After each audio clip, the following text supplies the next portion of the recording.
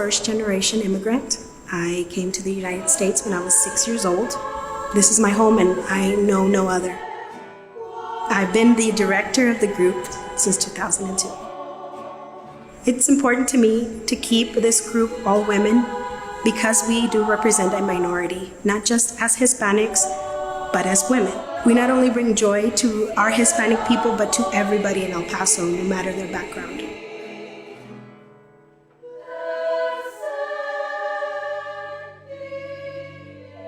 We have been dealing with a lot of loss here in El Paso.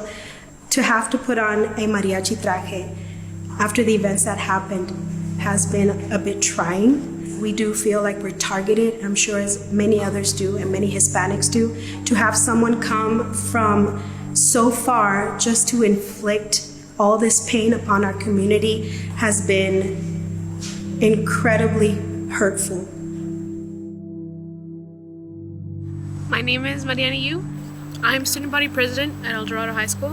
When I found out about the shooting, I was in awe that that epidemic had reached all the way to my city.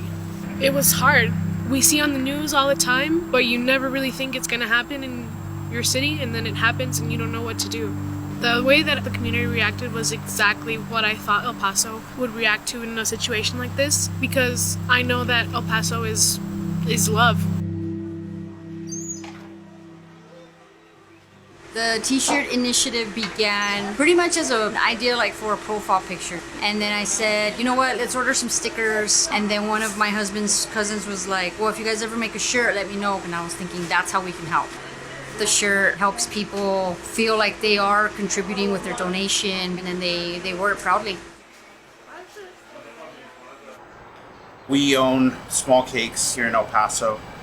What we did is we closed early. We took all the cupcakes that we had the day of to the United Blood Services. The following day, we took a ton of water. We took like over 100 pounds of fruits. Where do you think they want us to put them? Well, we have 10 cases of water, a bunch of apples and oranges. We were gonna bring cupcakes, but I figured fruit was a better option. I took my daughter with me. And it wasn't because I wanted her to see the chaos. What I wanted her to see was the willingness to get involved. The day after, on Sunday, I went to the blood bank on the west side and I waited about 5.5 hours to donate blood. I decided to do a painting with what I could do. We just felt like our hearts were here and it was too hard to be away. And so we drove down from Colorado yesterday just to be here with the people. We had a vigil. We released balloons in the honor of those that passed away. This following weekend, we did a fundraiser for like victim relief. You know, it's cool that we were able to help our city heal, even if it's just with a simple design, a t-shirt. We're not just in the news because we had a mass shooting. We're in the news because we had lines of hundreds of people outside blood donation centers, because we had foundations set up in a matter of days to help the families, because we have vigils almost every day, because we come together for the people who aren't here anymore. We know that this happened and it's absolutely horrible, but it doesn't have to change what we do every day, which is give back. We didn't just decide that one event was going to make us do this. We always do it. Here in El Paso, that's how we are. We're united. We're strong.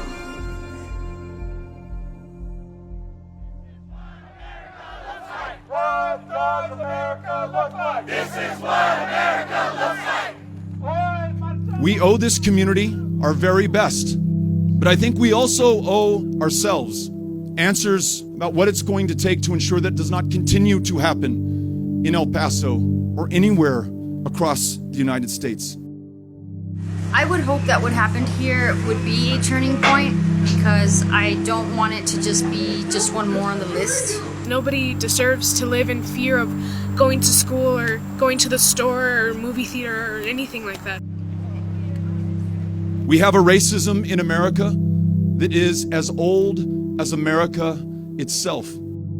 People are hated just because of who they are, what they look like, without any context to their character.